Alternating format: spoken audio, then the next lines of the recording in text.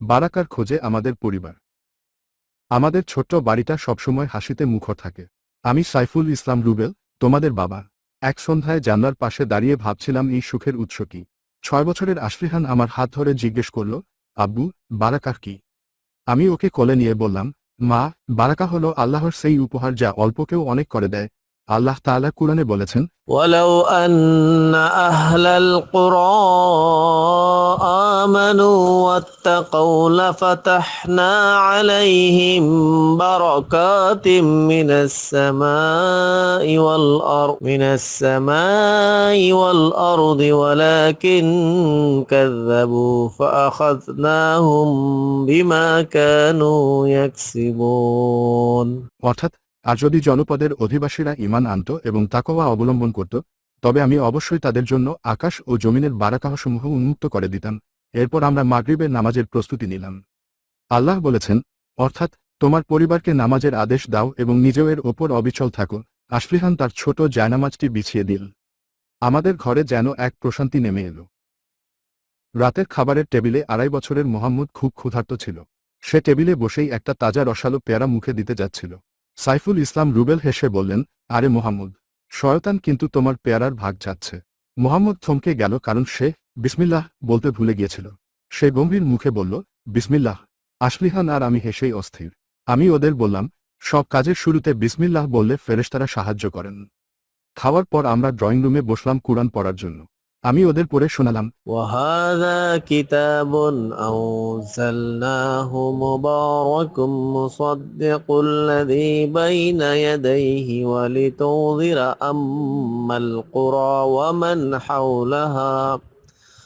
ومن حولها والذين يؤمنون بالآخرة يؤمنون به وهم على صلاتهم يحافظون অর্থাৎ, আর এই কিতাবটি কুরআন যা আমি নাজিল করেছি তা বরকতময়। আমি আরো বললাম, নবীজি সা বলেছেন, اقرأوا سورة البقرة فإن أخذها بركة وتركها حسرة ولا تستطيعها البطلة অর্থাৎ তোমরা সূরা বাকারা পাঠ করো, কারণ এটি গ্রহণ করা বারাকার কাজ এবং বর্জন করা পরিতাপের কারণ। মোহাম্মদ তার ছোট আঙুল দিয়ে কুরআনের আয়াতের উপর হাত বুলাচ্ছিল। একদিন দুপুরে আশফিহান তার ফুফু মুক্তার সাথে খেলছিল। হঠাৎ আশফিহান সোফার নিচে একটা চকচকে কয়েন খুঁজে পেল। সে খুশিতে চিৎকার করে উঠল, আমি টাকা পেয়েছি। আমি আজ মিষ্টি আপেল কিনব। মুক্তা ফুফু তাকে কাছে ডেকে নিয়ে বললেন, আশফিহান সোনা, সততা কিন্তু মুমিনের বড় গুণ। অন্যের জিনিস না বলে নেওয়া ঠিক নয়। মুক্তা ফুফু তার হিজাব ও বোরকা পরিহিত অবস্থায় খুব শান্তভাবে আশফিহানকে বোঝালেন। আশফিহান বুঝল যে সৎ না হলে জীবনে বারাকা আসবে না। আমরা আরও শিখলাম সুন্নাহ মেনে চলার গুরুত্ব, যেমন ডান হাতে পানি খাওয়া। সাইফুল ইসলাম রুবেল ওদের বললেন, আমাদের প্রতিটি ছোট কাজ যদি নবীজি সা এর সুন্নাহ অনুযায়ী হয়, তবে সারা দিনই ইবাদত হবে। আশফিহান প্রতিজ্ঞা করল সে সবসময় সত্য বলবে এবং সুন্নাহ মেনে চলবে। ভোরবেলা যখন পাখিরা ডাকতে শুরু করে, তখন আমাদের দাদিমা রহিমা বেগম সবার আগে উঠে পড়েন। 1.5 বছরের আল মহসানাত তখন দাদিমার কোলে। দাদিমা বোরকা ও হিজাব পরে তাকে নিয়ে বারান্দায় গিয়ে বলেন, দেখ নাতনি, পৃথিবীটা কেমন জেগে উঠছে। সাইফুল ইসলাম রুবেল ওদের বললেন, নবীজি সা দোয়া করেছেন, اللهم بارك لأمتي في بكورها অর্থাৎ, হে আল্লাহ, আপনি আমার উম্মতের জন্য ভোরের সময়ের কাজে বারাকাহ দিন। সেদিন বিকেলে আমাদের দরজায় একজন গরিব মানুষ এল। রহিমা বেগম আল মহসানাতকে এক মুঠো পুষ্টিকর খেজুর দিয়ে বললেন, দাও তো দাদুমণি, ওনাকে দিয়ে দাও। ছোট্ট আল মহসানাত টলমল পায়ে গিয়ে সাহায্য করল। দাদিমা শিখিয়ে দিলেন যে দান করলে সম্পদ কমে না, বরং তাতে বারাকাহ বৃদ্ধি পায়। আমাদের পরিবারটা অনেক বড়। সাইফুল ইসলাম রুবেলের 5 বোন, উম্মে কুলসুম, লাভলি, মুক্তা, জান্নাতু আর জুবাইদা। সবাই যখন একসাথে হয়, বাড়িটা উৎসবের মতো হয়ে যায়। উম্মে কুলসুম আর জুবাইদা ফুফু রান্নাঘরে ব্যস্ত ছিলেন। তারা পরিবারের জন্য ঘরে বানানো মধু মেশানো পিঠা বানাচ্ছিলেন। আমি বাচ্চাদের বললাম, জানো, আত্মীয়দের সাথে ভালো সম্পর্ক রাখলে হায়াত ও রিজিকে বারাকা হয়। উম্মে কুলসুম ফুফু বোরকা ও হিজাব পরে কাজ করতে করতে বললেন, পরিবার হলো জান্নাতের টুকরো। আমরা বিয়ের গুরুত্ব নিয়েও আলোচনা করলাম যে এটি জীবনকে শান্তিময় করে এবং নতুন রহমত নিয়ে আসে। একে অপরের প্রতি ভালোবাসা আর শ্রদ্ধা আমাদের পরিবারকে এক সুতোয় বেঁধে রেখেছে।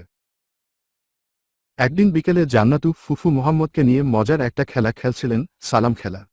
জান্নাতু ফুফু তার হিজাব ঠিক করে ঘরের ভেতর ঢোকার সময় জোরে বললেন, আসসালামু আলাইকুম ওয়া রাহমাতুল্লাহি ওয়া বারাকাতুহু।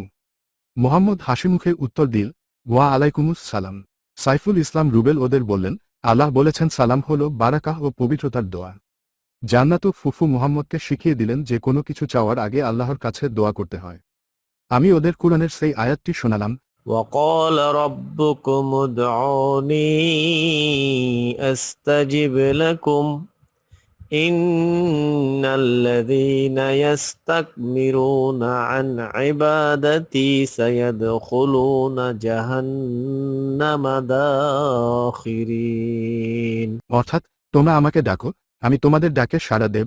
মুহাম্মদ তখন তার 2 হাত তুলে বলল, আল্লাহ, আমাকে এক গ্লাস তাজা ফলের রস দিও। আমরা সবাই হেসে ফেললাম। দোয়া করার শিক্ষাটা তার মনে গেঁথে গেল। আমাদের পরিবারে একবার ছোট একটি সফরের পরিকল্পনা হলো। সাইফুল ইসলাম রুবেল আশলিহানকে বললেন, এটাকে একটা ছোট হিজরত বা সফর বলতে পারো। আমরা যখন গোছাচ্ছিলাম, আমি ওদের ইস্তিগফারের গুরুত্ব বোঝালাম।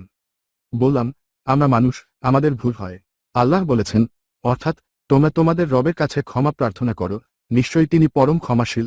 ইস্তিগফার করলে রিজিকে বারাকা হয়। আশলিহান জিজ্ঞেস করল, আব্বু, ইস্তিগফার কি শুধু বড়দের জন্য? সাইফুল ইসলাম রুবেল বললেন, না মা, আমরা সবাই আল্লাহর কাছে ক্ষমা চাইব যেন আমাদের সফরটা বারাকাহময় হয়। আমরা সবাই মিলে আস্তাগফিরুল্লাহ পড়ছিলাম। পুরো রাস্তাটা খুব সুন্দর কাটল এবং আমরা নিরাপদে গন্তব্যে পৌঁছালাম। একদিন অনেক রাতে আশলিহান ঘুম থেকে জেগে দেখল দাদিমা রহিমা বেগমের ঘরের বাতি জ্বলছে। সে গিয়ে দেখল দাদিমা বোরকা ও হিজাব পরে তাহাজ্জুদের নামাজ পড়ছেন। দাদিমা তাকে কাছে ডেকে বললেন, এটা তাহাজ্জুদের সময় দাদু। এই সময়ে আল্লাহ বান্দার খুব কাছে চলে আসেন। আশলিহান দাদিমার কাছে সূরা ওয়াকিয়ার কথা শুনল। সাইফুল ইসলাম রুবেল সকালে ওদের বুঝিয়ে বললেন যে সূরা ওয়াকিয়া তিলাওয়াত করলে ঘরে অভাব আসে না। এটা আমাদের রিজিকে বারাকা আনে। দাদিমা তাকে বললেন যে যখন সবাই ঘুমিয়ে থাকে তখন আল্লাহর সাথে কথা বলার আনন্দই আলাদা। সেই রাত থেকে আশলিহানের মনে তাহাজ্জুদ আর সূরা ওয়াকিয়ার প্রতি এক গভীর শ্রদ্ধা তৈরি হল। সে বুঝল আধ্যাত্মিক শক্তিই আসল বারাকার উৎস। আল মোহসানাত এখন তার ছোট ছোট আঙুল দিয়ে কিছু একটা গোনার চেষ্টা করে। সাইফুল ইসলাম রুবেল তাকে কোলের কাছে নিয়ে বসলেন। বাবা আর ও মিলে তাসবিহে ফাতেমি পড়তে শুরু করল। আমি বললাম, সুবহানাল্লাহ, আলহামদুলিল্লাহ, আল্লাহু আকবার। আমি ওকে বোঝালাম, যা কিছু আমাদের আছে তার জন্য যদি আমরা বলি আলহামদুলিল্লাহ, তবে আল্লাহ খুশি হয়ে তা আরও বাড়িয়ে দেন। কৃতজ্ঞতা বা শুকর হল বারাকার মূল চাবি। আশলিহান আর মোহাম্মদও আমাদের সাথে যোগ দিল। আমি ওদের বললাম, কাজের শেষে বা ঘুমানোর আগে এই তাসবিহগুলো পড়লে সারা দিনের ক্লান্তি দূর হয়ে যায় এবং কাজে বারাকা আসে। আল মোহসানাত তার আধো আধো গলায় আলহামদুলিল্লাহ বলছিল, যা শুনে আমাদের সবার মন কৃতজ্ঞতায় ভরে গেল। আজ আমাদের বারাকার সফরের শেষ দিন। আমরা সবাই বাগানে বসে পাখিদের খাবার দিচ্ছিলাম। সাইফুল ইসলাম রুবেল মুহাম্মদকে একটি হাদিস শোনালেন, তোমরা যদি আল্লাহর ওপর সঠিক তাওয়াক্কুল বা ভরসা করতে, তবে আল্লাহ তোমাদের পাখির মতো রিজিক দিতেন, যারা সকালে ক্ষুধার্ত অবস্থায় বের হয় এবং সন্ধ্যায় তৃপ্ত হয়ে ফিরে আসে। আশলিহান আর মোহাম্মদ বুঝল যে চেষ্টার সাথে সাথে আল্লাহর ওপর ভরসা করা কতটা জরুরি। গত কয়েকদিনে আমাদের পরিবারে অনেক পরিবর্তন এসেছে। আমরা এখন সময়মতো নামাজ পড়ি এবং সব কাজে আল্লাহকে স্মরণ করি। আশলিহান হাসিমুখে বলল, আব্বু, আমাদের পরিবারের সত্যিই অনেক বারাকা এসেছে। আমরা সবাই একসাথে আল্লাহর কাছে দোয়া করলাম যেন আমাদের এই বারাকা সারা জীবন বজায় থাকে।